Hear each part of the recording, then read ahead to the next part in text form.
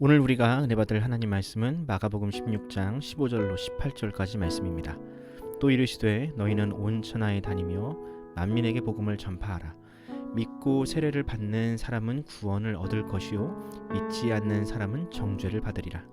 믿는 자들에게는 이런 표적이 따르리니 곧 그들이 내 이름으로 귀신을 쫓아내며 새 방언을 말하며 뱀을 집어 올리며 무슨 독을 마실지라도 해를 받지 아니하며 병든 사람에게 손을 얹은즉 나으리라 하시더라.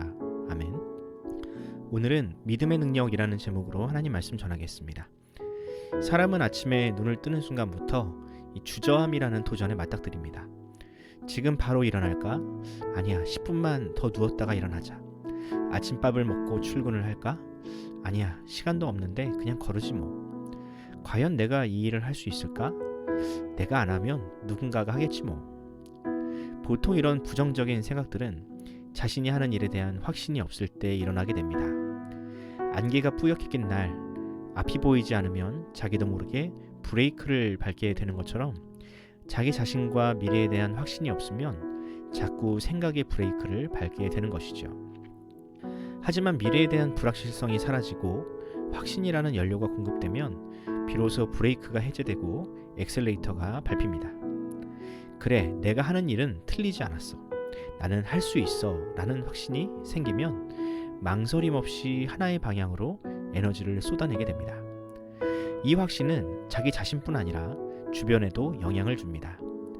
알렉산더 대왕이 대표적인 인물인데요. 그는 한 나라의 왕이자 장군임에도 항상 전쟁의 최선봉에 섰다고 합니다. 그렇게 패배는 1도 생각하지 않고 돌진하는 알렉산더의 확신과 용기는 그 부하들에게도 전염됐습니다. 이처럼 확신을 가진 리더 한 사람이 있으면 그 공동체는 안정감과 용기를 얻게 됩니다.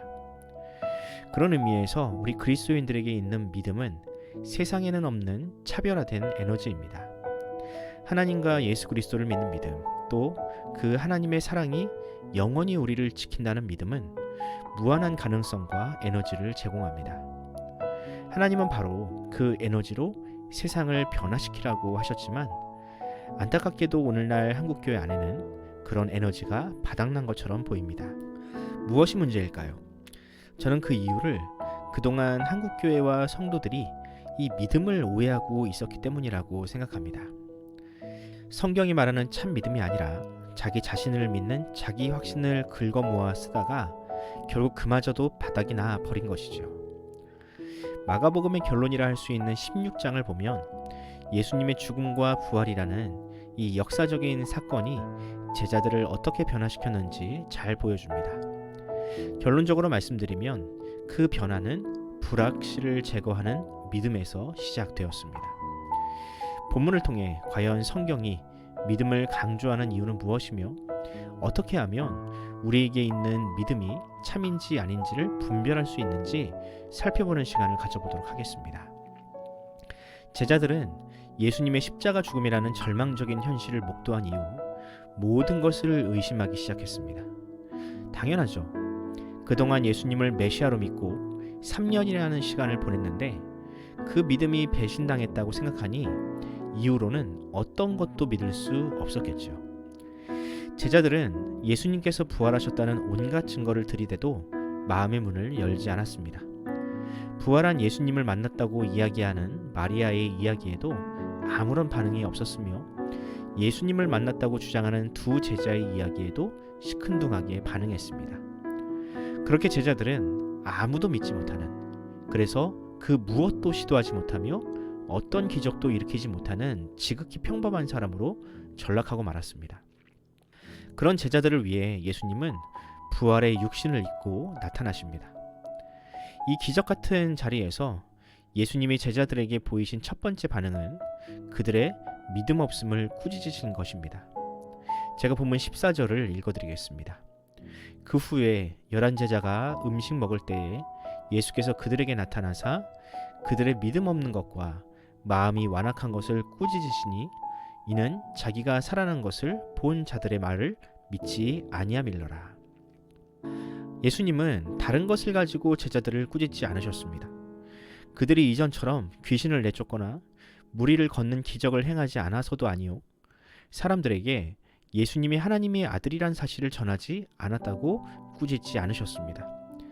예수님은 그들에게 믿음이 없는 것, 예수님께서 부활하셔서 무수한 사람들에게 자신을 보이시고 그 증거를 보여주셨는데도 믿음으로 반응하지 않는 것을 나무라셨습니다.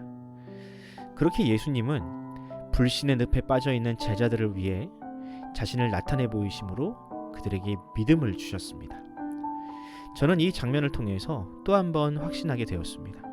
에베소서 2장 8절 말씀처럼 믿음은 사람이 스스로 개발하는 것이 아닌 하나님이 주시는 선물입니다. 예수님으로 인하여 믿음이 회복된 제자들의 인생은 어떻게 변화되었을까요? 15절을 보면 비로소 예수님은 제자들에게 복음을 전하라는 명령을 내리십니다. 또 17절을 보면 그들이 예수의 이름으로 귀신을 쫓아내며 방언을 말하며 병자를 치유하는 능력을 행했다고 합니다. 이것이 바로 믿음 이후에 제자들에게 일어난 일들입니다.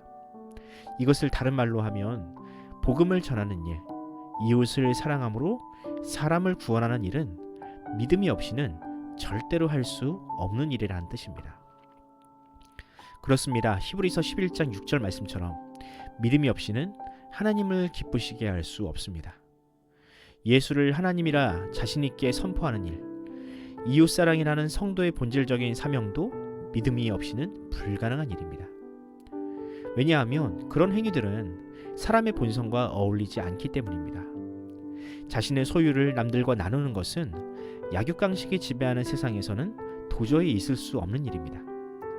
그렇게 세상은 어떠한 기적도 일어날 수 없는 완전히 닫혀진 세상이었습니다. 그런 세상에 예수님은 믿음이라는 폭탄을 던져 넣으셨습니다. 용서받을 수 없는 죄인에게 믿음이라는 능력을 주셔서 구원의 길을 보여주셨고, 이기적인 존재에 불과했던 사람을 예수님처럼 타인을 위해 자신을 희생할 수 있는 존재로 격상시키셨습니다. 이처럼 믿음은 그저 누워있는 단어가 아닌 세상을 바꾸고 구원하는 위대한 능력이 되었습니다. 사랑하는 성도 여러분, 성경이 우리에게 믿음을 요구하고 또 강조하는 이유가 있습니다. 믿음이 없이는 그 어떠한 선행도 또 예배도 그저 자기만족에 불과할 뿐이기 때문입니다. 믿음은 우리로 이전과 완전히 다른 사람으로 살게 하는 위대한 능력입니다. 부활한 예수님을 통해 믿음을 가진 제자들의 삶이 그 즉시 달라진 것처럼 믿음은 사람에게 확실한 변화를 일으킵니다. 이전에는 불가능하다고 여겨서 체념하던 것들을 시도하게 되며 이웃사랑과 복음전도라는 명령에도 주저하지 않고 따르게 합니다. 이 말씀 앞에 우리 자신을 한번 비추어 봅시다. 과연 우리의 삶에는 이런 변화의 증거들이 나타나고 있습니까? 말로는 믿음이 있다고 이야기하지만 결정적인 상황에서는 주저하고 핑계거리를 찾고 있지는 않습니까? 히브리서 11장 1절은 분명히 이야기합니다. 믿음은 우리가 바라는 것을 확신하는 것이고 보이지 않는 것이 사실임을 증명하는 것이라고. 그러므로 이 말씀 앞에 여러분의 믿음을 점검하시기 바랍니다. 과연 나는 말로만 믿음을 이야기하는가? 아니면 삶의 열매로 그것을 나타내고 있는가? 만약 어떤 것도 확신할 수 없다면 하나님께 이렇게 기도해 보시기 바랍니다. 주님, 나에게 겨자씨만한 믿음이라도 허락해 주십시오.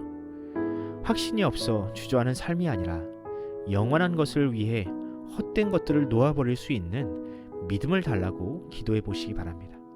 우리 하나님은 반드시 그렇게 기도하는 여러분들을 위해 후이되어 누르고 흔들어 넘치도록 믿음을 부어 주실 것입니다.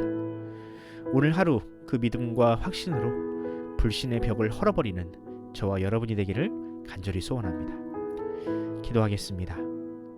사랑과 은혜가 풍성하신 하나님 아버지, 오늘도 우리에게 믿음으로 하루를 감당할 수 있는 힘을 주시고 주저함과 불신의 자리에서 일어서게 하시니 감사드립니다. 나에게 주신 일터와 가족, 또 주님의 몸된 교회를 사랑하는 마음을 주시어서 주께서 주신 믿음에 부끄럽지 않은 삶을 살아내게 하여 주시옵소서. 무엇보다 이 주신 믿음을 교회에 올 때만 꺼내는 것이 아니라 삶의 자리에서 그 믿음의 능력을 세상에 나타내 보이는 삶을 살기를 원합니다. 주여, 우리 믿음 없음을 불쌍히 여기시고 우리에게 겨자씨만한 믿음이라도 주시어서 성경이 말하는 참 믿음, 열매 맺는 믿음이 우리 안에 넘치게 하옵소서.